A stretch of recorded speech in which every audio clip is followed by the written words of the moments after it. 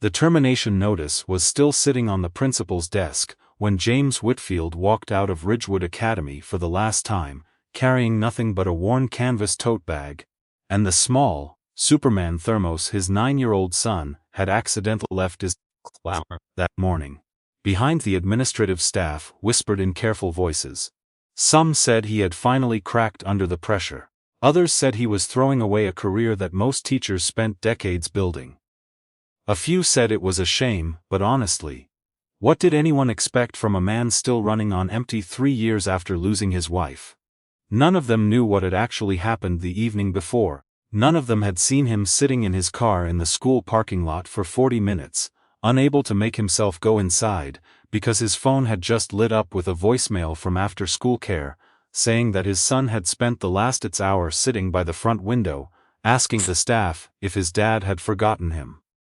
That was the moment James realized something had quietly broken inside him that he hadn't noticed breaking. If you believe that choosing your family over everything else is never the wrong decision, take a moment to subscribe to Resilience Tales. We share stories about real people who chose what mattered most, and what happened next.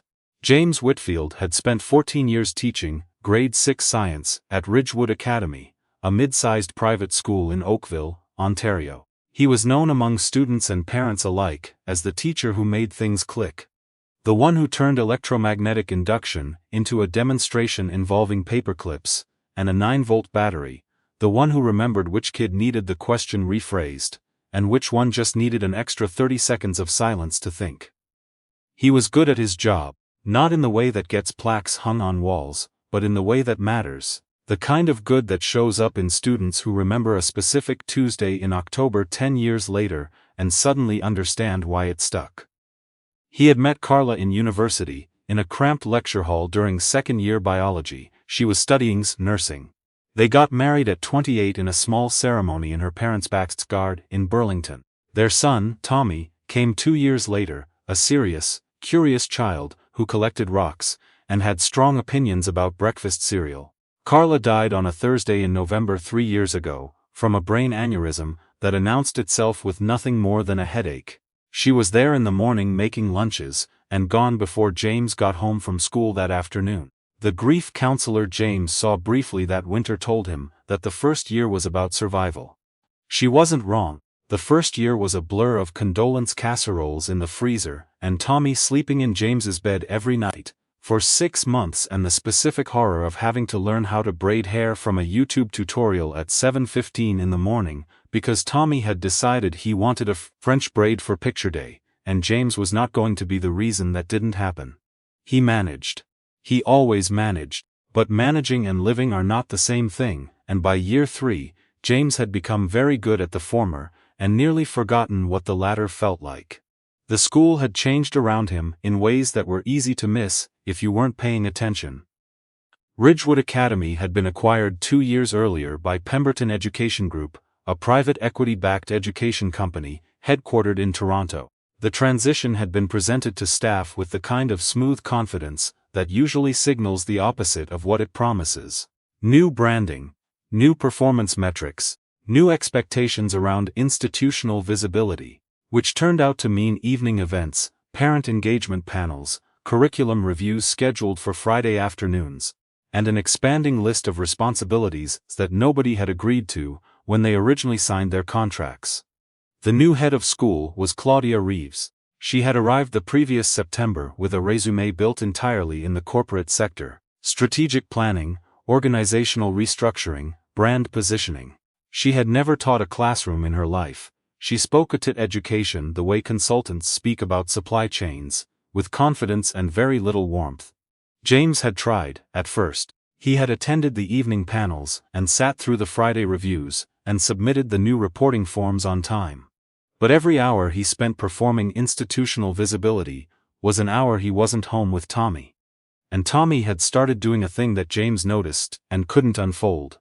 A kind of deliberate smallness. A way of not asking for things so that his dad wouldn't look stressed. A 9-year-old should not know how to manage his father's stress. That was the thought that came to James in the car, on that November evening, listening to the voicemail, rain tapping against the windshield. He sat with it for 40 minutes and then drove to pick up Tommy and didn't go back inside the school that night. The next morning, he handed in his resignation. Claudia Reeves received it through her assistant and sent back a 3-line email acknowledging receipt. She did not ask why. She did not request a meeting. Her only follow-up question, passed through HR, was whether he intended to finish the current unit on the water cycle before his last day, or whether she should arrange coverage immediately. James said he'd finished the unit. He needed the 2 weeks of pay. He gave his students the best last 2 weeks he could manage. He didn't tell them he was leaving until the final day. Tommy, to his credit, handled the news with the same careful steadiness he brought to most things. He said, "Okay, Dad," and then went quiet for a moment, and then asked if they could have breakfast for dinner that night. They did. Scrambled eggs and toast and hot chocolate, at 6 p.m. on a Wednesday, which Tommy declared the best dinner they'd ever had. The weeks that followed were harder than James had expected. He had money saved, not much but enough for 2 months if he was careful. He picked up occasional tutoring sessions, he fixed things. Neighbors' appliances, mostly. He had always been handy in the practical, unshowy way of someone who grew up watching their father take everything apart to see how it worked. Word spread the way it does in older neighborhoods, quietly and through backyards, and soon there were small jobs coming steadily enough to keep things afloat. But he was also, for the first time in 3 years, home when Tommy got home from school. He was there to hear about the rock Owen had thrown at recess and why that was complicated because Owen used to be Tommy's friend. He was there for Tuesday homework and Thursday hockey. And the weekend mornings, when Tommy wanted to explain, in very thorough detail, everything he knew about a specific prehistoric fish called Dunkleosteus. James hadn't realized until he stopped running how much he had missed standing still. But the money was going to run out. He knew that. He sold a few things, nothing significant, just accumulations, the stuff that gathers in drawers and closets when you're not paying attention. He didn't sell the watch. The watch was the one Carla had given him the morning of their wedding, a plain-faced Seiko with a leather band that she'd had engraved on the back with coordinates. The exact location of the bench, in the park, where they'd had their first real conversation. He'd thought about selling it once, when the rent was particularly close, and then put it back in the drawer and transferred money from his emergency savings, instead. He didn't tell Tommy about that. Tommy was 9. Some weight belongs only to grown-ups. Meanwhile, back at Ridgewood Academy, something had gone sideways. James had been the lead designer for an integrated STEM curriculum that Pemberton Education Group had spent 18 months developing to pitch to the Ontario Ministry of Education as part of a regional partnership proposal. The curriculum, 3 years of linked science and mathematics instruction built around real-world problem-solving, was one of the central pieces of the school's funding application, due to be demonstrated to ministry reviewers in early February. Without James, nobody could explain it, not in the way that mattered. Other teachers knew the individual units. A few understood the structure. But James had built the connective tissue, the reasoning behind why each piece linked to the next, the pedagogical framework that made it more than just a collection of lessons. When the ministry reviewers began sending preliminary questions in January, the answers Ridgewood submitted were technically correct and fundamentally hollow. The reviewers noticed the funding application covered nearly $3 million. Pemberton's regional expansion strategy depended on it. Claudia Reeves had been in education administration for 4 years. She had navigated board politics and budget shortfalls and 2 union disputes. She had never once been in a position where the answer to a major problem was a former employee who had left quietly and without drama, and whom she had not thought about once since his last. She asked H-file. She read it more carefully than she had read it before. She noted the performance reviews, all strong, all consistent. She noted the years of service. She noted that the only flag in the file was a request, spicit 18 months ago for modified scheduling to accommodate after-school childcare, which had been denied on the grounds of operational requirements. She sat with that for a moment, and then asked her assistant to find out where he lived. Oakville in February is cold in a way that gets specific. Not the dramatic cold of a storm, but the settled gray cold of a city that has made its peace with winter and is simply enduring it. The streets near James's apartment were lined with older houses, mature trees bare against a pale sky, the occasional set of mittens left on a fence post. It was not the kind of neighborhood Claudia Reeves had reason to visit. She drove herself. She didn't tell her assistant why. James answered the door in a dark green Henley and socks, holding a spatula, because he'd been making grilled cheese. Tommy was at the kitchen table behind him, working on what appeared to be a detailed diagram of something. It turned out to be a volcano, cross-sectioned, with very careful labeling. There was a hockey bag in the hallway, a bulletin board beside the door covered in school notices, and one drawing of a bear that Tommy had made in grade 2 that had been on every wall they'd ever lived near. Claudia Reeves stood on the front step in a wool coat and said she needed to talk to him. James looked at her for a moment, then he said Tommy was right in the middle of something, so she could come in if she kept her voice down. She came in. She had prepared a clear and efficient explanation of the problem. She delivered it standing near the kitchen doorway, while James returned to the grilled cheese, because it was going to burn otherwise. She explained the funding application, the ministry reviewers, the gap nobody could fill. She offered him a consulting contract, short-term, well-compensated. Her exact words were, "We can make it worth your time." James slid the sandwiches onto a plate and cut them into triangles the way Tommy liked. Then he said no. He said it without anger or drama. He said he was sorry the application was in trouble, but that he had spent 14 years building curriculum for that school, and he had been denied a schedule adjustment that would have cost the institution almost nothing. And he had watched his son learn how to become invisible, so that his father wouldn't look tired. And he was done trading that particular currency. He put the plate on the table in front of Tommy, who had looked up exactly once during the whole conversation, clocked the situation with the perceptive radar of a child, accustomed to adult tension, and returned to his volcano. Claudia didn't have an answer for that. She was accustomed to negotiations where both parties wanted something she had. This was different. As she put on her coat to leave, Tommy looked up and asked, with complete sincerity, if she wanted to see his volcano. He had been very careful about the magma chamber, he said. Most people got that part wrong. Claudia looked at the diagram. She said it was very accurate. She did not say that she barely remembered grade school science. Tommy accepted this as a satisfying response and returned to his labeling. She drove home slowly. That night, in her apartment, which was large and well-furnished and very quiet, Claudia Reeves sat at her kitchen island and did something she didn't do often. She thought about something other than the problem in front of her.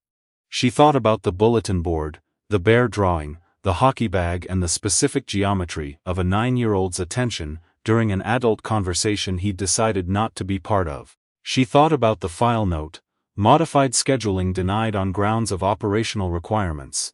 She thought about what that meant in plain language. They had needed him enough to keep him, but not enough to accommodate him. The institution had behaved, as institutions often do, like his life was an inconvenience to his employment. She poured herself a glass of water and stood at the window, looking out over the city, and felt something uncomfortable that she didn't immediately have a name for. It took her 3 days to identify it as something close to shame. She had grown up being told that excellence required edges. Her father had run a manufacturing company and worked 15-hour days, and believed that sentiment was the luxury of people who hadn't yet encountered real failure. She had inherited his discipline, and his hours, and his conviction that if you let your guard down, something would always be waiting to take what you'd built. She had spent her career being competent, and feared and correct. She had never thought to wonder whether those 3 things were enough to constitute a life. The ministry deadline was in 3 weeks. The $3 million was real. But somewhere between the ministry deadline and the grilled cheese, and the magma chamber, a different question had started pressing on her. One she couldn't resolve with a consulting contract. She went back to the neighborhood on a Thursday. Not to the apartment, not initially. She found the repair garage 2 blocks east, where Tommy had mentioned his dad had been helping out, and she sat in her car, with a fictional question about her heating system for 20 minutes, before admitting to herself that she didn't have a fictional question about her heating system. She watched James through the window for a bit. He was explaining something to the garage owner, a heavyset man in his 60s, who was nodding slowly, and then laughing. A woman came in to pick up her car, older, maybe 70, and James talked to her for several minutes, and helped her with her coat, and then stood in the doorway watching her car until it turned the corner. Claudia drove away and came back the following Tuesday. This time she went in with a real question. About the curriculum. About what the reviewers were actually looking for, specifically, whether there was any part of it she could present herself, if someone walked her through the framework. James looked at her for a moment. Then he said he'd have to get Tommy from school at 3:15. She said that was fine. She sat across the kitchen table from him for 2 hours, while Tommy did homework at one end of the table, and occasionally corrected both of them about scientific terminology, with the confidence of someone who had read widely on the subject. Claudia took notes. She asked questions that were, James noticed, genuinely good questions, the kind that came from someone who was actually trying to understand, not just looking for talking points. When she left that evening, Tommy said, "She's not as scary as she looked the first time." James said that was a very diplomatic observation. Tommy said he didn't know what diplomatic meant. She came back again, and again. Sometimes with questions about the curriculum. Sometimes increasingly, without them. She brought coffee once, and then felt strange about it and didn't mention it. James thanked her for it, and also didn't mention it. She helped Tommy with a word problem involving fractions that he had strong feelings about. She told James, during a quiet moment, when Tommy was in the other room, that she had pulled the file on his scheduling requests, and reversed the denial retroactively. Not because it would change anything, but because it was the right notation to have on record. James said, "That's 2 years too late." She said, "I know." The silence that followed was not comfortable, but it was honest, and honest silences are rarer than people think. She asked him once, on a gray afternoon in early March while Tommy was at hockey practice, and the apartment was quiet, why he had stayed as long as he had. 14 years at a school that had spent the last 2 of them treating him as a unit of output. Why? James thought about it for a moment. He said the kids, obviously. But also, he hadn't known, for a long time, what he'd be without the role. After Carla died, work had been the thing that kept the days from collapsing into each other. He knew it was consuming him. He didn't know what to put in its place, so he kept going, the way people keep going when stopping feels more frightening than the damage of continuing. Claudia was quiet for a moment, then she said something that surprised him. She said she understood that more than he probably expected her to. She said she had built her career on the assumption that if she made herself indispensable enough, if she was successful enough, correct enough, she would never have to sit still long enough to notice what she'd missed. She had structured her entire life around motion, because stillness felt like danger. She said it without self-pity, just as a fact. James said, "That sounds exhausting." She said, "It is." The funding application was eventually submitted with an amended framework that James had helped outline, through a formal consulting arrangement that he agreed to, on his terms, with his hours, no evening availability, no weekend calls, no operational requirements that placed Tommy second. It was a 20-page document that took 4 weeks, and 2 or 3 kitchen table evenings to build, and it was better than what Ridgewood had originally put forward. The ministry approved the partnership proposal 6 weeks later. The amount awarded was $2.8 million. Claudia Reeves announced at the board meeting that the curriculum had been built over 14 years, by a teacher who had known his students' names, and their confusion and their curiosity better than any metric could capture, and that the institution's failure to retain him was a lesson she intended to carry forward. Some of the board members shifted uncomfortably in their chairs. She let them. She offered James a position, not his old one, but a new one. Curriculum director, part of a restructured academic leadership team, with a schedule built around school hours, remote flexibility 3 days a week, and a clause written explicitly into the contract that no meeting would be scheduled after 4 p.m. without 2 weeks' notice, and his written agreement. It was, he noted privately, the most specific contract he had ever been offered. It had clearly been written by someone who understood exactly what it was correcting for. He didn't say yes immediately. He sat with it for a week. He took Tommy to the park on a Saturday, and they walked along the trail by the creek, and threw rocks into the water the way Tommy had done since he was 4, and James told him there might be a change coming, that things might shift again. Tommy threw a rock and watched it land. Then he asked if the change was the scary kind or the good kind. James said he thought it was the good kind. Tommy said, "Okay. But I'm not moving schools." James said he wasn't planning on it. Tommy threw another rock and said, "Is it because of that lady? The one who knows about magma chambers?" James said it was partly because of the work, and partly, yes, because of that lady. Tommy said, "She's pretty good at fractions too." He accepted the position on a Monday morning by email, and then drove Tommy to school, and then sat in his car in the parking lot for a moment. Not the same paralyzed stillness of November, but something quieter, a moment of simply noticing that things had shifted in a direction that felt like forward. He put the car in reverse and drove home to start the day. What grew between James and Claudia afterward was not the kind of thing that announces itself. It was the kind that accumulates in small moments. A text about something Tommy said, a shared exasperation over a particularly dense ministry report. An evening in April when the school's parent appreciation dinner ran long, and she called him on the drive home and they talked for 40 minutes without noticing the time. She was not easy to know. She said that once, matter-of-factly, as a warning. He said he was aware, and that it wasn't a disqualification. She didn't know what to do with that, so she said nothing, which was, he was learning, her version of acceptance. She met Tommy's volcano again in its final form, displayed proudly on the kitchen counter, fully painted, with a working baking soda mechanism that Tommy had been saving for an appropriate audience. She watched it erupt with the same careful attention she brought to board presentations, which Tommy found enormously satisfying. There were still hard days. James still woke sometimes at 3 a.m., with the specific grief that has no trigger, just a weight, a presence, the absence of Carla in the particular way a person's absence can feel loud. He didn't try to logic his way out of it anymore. He just let it be there for a while, and then got up and made coffee, and, eventually, the light came back. Claudia still worked too much, and went too long without eating proper meals, and occasionally sent emails at 11 p.m. that she shouldn't have. But she also, increasingly, answered the phone when he called about nothing in particular. She learned that Tommy's preferred post-hockey dinner was pasta with butter, and that he would, under certain conditions involving tactical distraction, eat carrots if they were served alongside something he cared more about. She learned that James's laugh, which was infrequent and therefore worth more, started in his eyes before it reached his face. She didn't let herself be needed by people easily, but she was learning, slower than she would have liked, to let herself be known by them.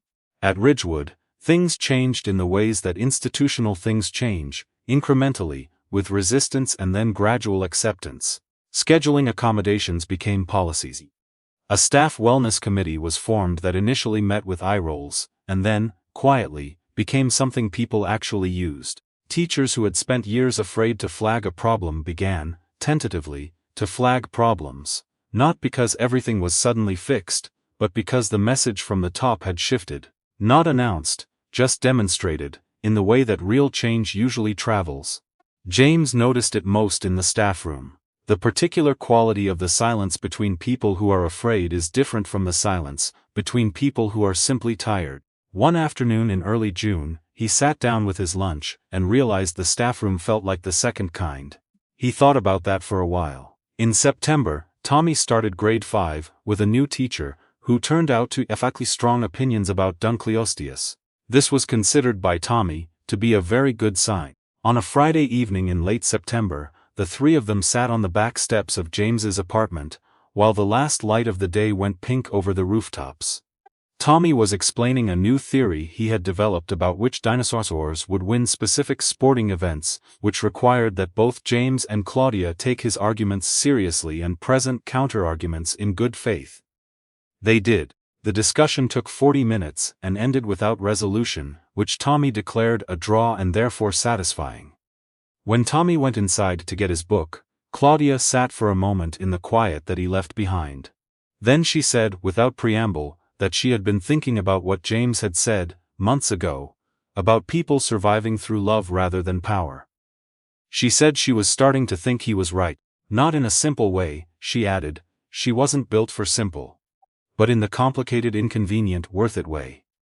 James said that was probably the most Claudia Reeves way she could have said something like that. She said she was aware. The streetlights came on at the end of the block. Somewhere in the neighborhood, someone was cooking something that smelled like garlic and butter, and the specific ordinary warmth of an evening in September. And the light was the kind that makes things look exactly like what they are. Not better, not worse. Just real. Tommy's voice came from inside, asking if either of them wanted hot chocolate. Neither of them answered immediately. They just looked at the street for a moment, in the particular comfortable silence of people who have stopped pretending that stillness is something to be afraid of.